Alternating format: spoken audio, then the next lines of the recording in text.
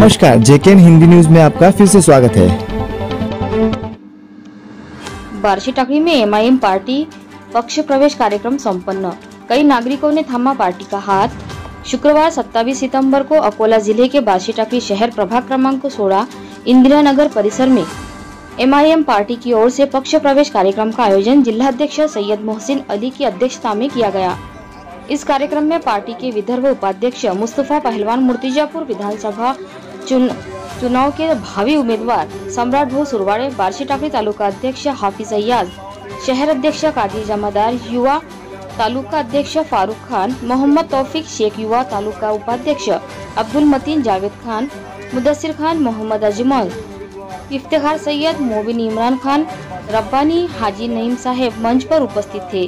कार्यक्रम की शुरुआत कुरान करीम की आयतों से की गई, जिसके बाद सभी मंच पर उपस्थित गणमान्यवरों का स्वागत किया गया।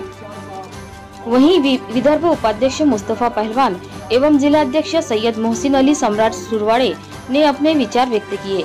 पार्टी में प्रवेश लेने वाले सैयद सोहेल, साजिद, सोनू खान, शेख नदीम, मुख्तार अहमद, अब्बास खान, मोहसिन शेख, अजहर, अलीमुद्दीन, मोहसिन टेलर, फरदीन सैयद, सैयद अंसार, सैयद अजीम, सैयद अंसार, मौलाना आदि युवाओं का मंच पर उपस्थित गणमान्यवरों द्वारा सभी का सत्कार एवं स्वागत कर शुभकामनाएं दी गई।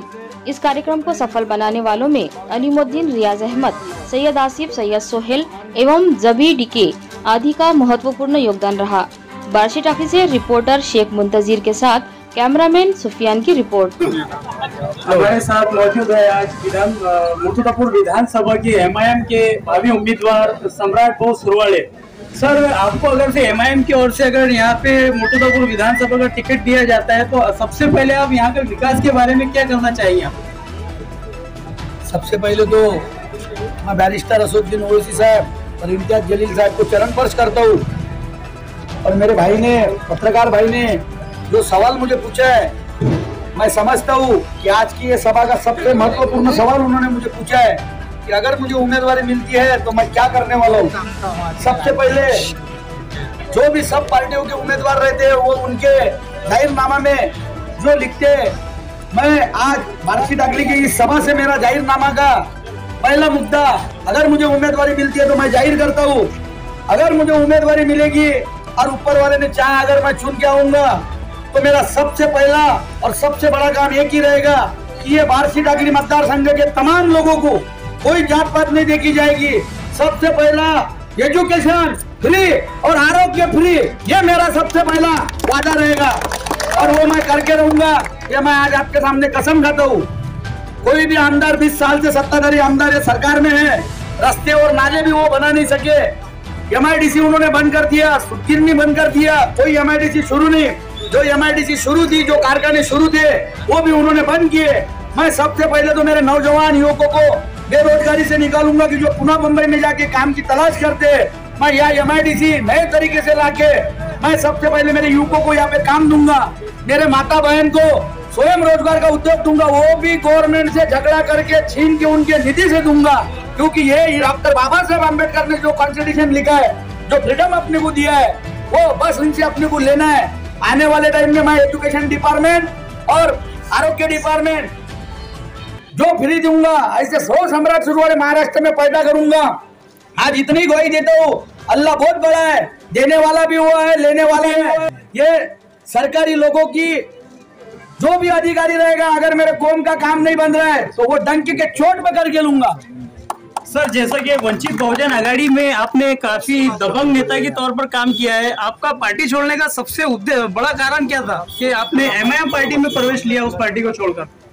मेरा उद्देश्य एमआईएम पार्टी में प्रवेश लेने का एक ही था कि जो सब पार्टियों का मैंने पढ़ाई किया, जैसे मेरे जिम्मेदार लोगों ने बोला कि आज मजलिस को जो तुम नॉन सेकुलर बोलते, मैंने पढ़ाई करने के बाद में, एनालिसिस करने के बाद में एक बात मैंने मेरे दिलो दिमाग में बैठाई कि ये महाराष्ट्र में अगर सेकुलर पार्टी अगर कोई होगी तो वो सिर्फ एमआईएम पार्टी है। क्योंकि मुझे मालूम है, आप जानते हैं दोस्तों, डॉक्टर बाबा साहेब अम्बेडकर भी पश्चिम बंगाल से जब पहली बार सांसद बने और ये देश के कायदे मंत्री बने तो वहां के मेरे मुस्लिम भाइयों ने डॉक्टर बाबा साहेब अम्बेडकर को चुन के लाया। इसीलिए मैं भी ये मेरी झोली फैला के। आज का कार्यक्रम का उद्देश्य क्या है अपना? आज का कार्यक्रम का उद्देश्य ये है कि मजलिस इत्तेहादुल मुस्लिमीन ने जो रैली निकाली थी अभी 23 तारीख को, वो 23 तारीख के जरिए महाराष्ट्र के अवाम को ये ऐलान करना चाहते हैं कि इंसाफ की लड़ाई के लिए मजलिस इत्तेहादुल मुस्लिमीन कभी पीछे नहीं रहेंगी। खास करके मुस्लिम समाज, दलित समाज के लोगों ने जिनको ट्रकों से ट्रक भर भर के वोट दिए, जब मुस्लिम समाज का एक मीटर आया वक्फ बोर्ड का, तो ये सब लोग वहां से वॉकआउट कर गए और इन्होंने बता दिया कि चाहे ये तिरंगे के अंदर रहे चाहे भगवे के अंदर रहे, ये छोटे समाजों का, मुस्लिम समाज का, दलित समाज का जब विषय आएगा ये लोग वॉकआउट करते जाएंगे, इनको साथ नहीं देते जाएंगे। इसलिए मजलिस इत्तेहादुल मुस्लिमीन ने महाराष्ट्र की सरजमीन पर एक बेड़ा उठाया है कि चाहे कुछ भी हो जाए, गरीबों की, अल्पसंख्यकों की, दलितों की, छोटे छोटे वर्गों की, ओबीसी की, आदिवासी की लड़ाई लड़ने के लिए असदुद्दीन अवैसी साहब के नेतृत्व में इम्तियाज जलील साहब की पूरी टीम, पूरे सिपाही हम लोग तैयार है। और आने वाले विधानसभा के समय में इस महाराष्ट्र के अंदर मजलिस इत्तेहादुल मुस्लिमीन कम से कम 80 से 100 सीटों पर अपने नुमाइंदे खड़े करेंगी और इंशाल्लाह 25 से 30 जगह से वो अपने इलेक्शन को चुनकर आएंगी। मेहनत करके सारे के सारे कौम के लोग मजलिस इत्तेहादुल मुस्लिमीन का चेहरा देखकर उसके लिए साथ देने को तैयार है। चाहे कैसे भी हालात है, मजलिस डरने और घबराने वालों की जमात नहीं है।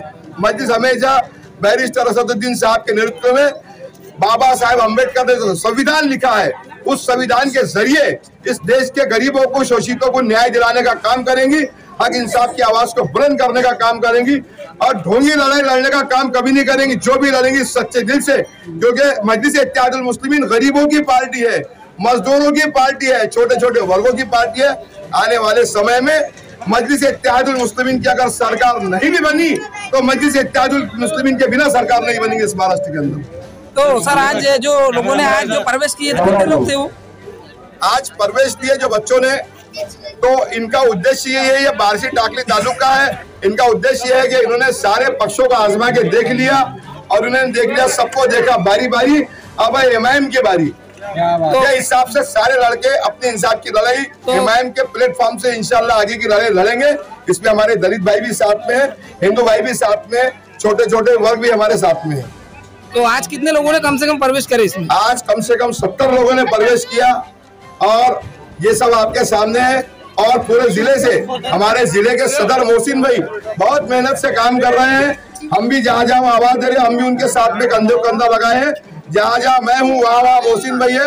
इन्होंने इस जिले के अंदर मजलिस इत्तेहादुल मुस्लिमीन को मजबूत करके दिखाया है। तो और हम आप मुर्तुजापुर विधानसभा के लिए, जैसे कि एमआईएम की ओर से यहाँ पर सम्राट बोस सुरवाड़े का नाम बहुत चर्चित में है, इसके बारे में क्या कहना है? देखिए, मुर्तुजापुर विधानसभा जो है ये एससी राखीव है। एससी राखीव होने के वजह से जो एससी के अंदर कैटेगरी में जो भी आएगा उम्मीदवार वही खड़ा होगा। और अभी मुर्तुजापुर से हमारे सम्राट बोस सुरवाड़े ने उम्मीदवारी मांगी है, वहाँ पे अपना नामांकन के लिए अर्ज दिया है कि भाई मुझे अगर मजलिस ने उम्मीदवारी दी तो मैं पूरी ताकत से इलेक्शन लड़ने के लिए तैयार हूँ। और हमने सम्राट सुरवाड़े को अच्छे तरीके से टटोला है, परखा है। उसके बाद हमने उनको अपने साथ पे ले जाकर वहां पर जाके उनका प्रवेश कराया। हमें उम्मीद है कि सम्राट सुरवाड़े को अगर उम्मीदवारी दी गई तो हम लोग भी ताकत से उनका काम करेंगे और उनको जिता के लाने की हम कोशिश करेंगे। उसी तरीके से अकोला की 5 विधानसभा के अंदर मजलिस इत्तेहादुल मुस्लिमीन के नुमाइंदे खड़े हम लोग करने वाले हैं। हम इम्तियाज जलील साहब के पास में यही बात हमने रखी है कि 5 विधानसभा हम लड़ेंगे। जाते जाते ये बात कि गिरते हैं शहसवार ही मैदान जंग में, वो तिफल क्या गिरे जो घुटनों के बल चले। ऐसी ही और खबरों से जुड़े रहने के लिए देखते रहिए जेकेएन हिंदी न्यूज।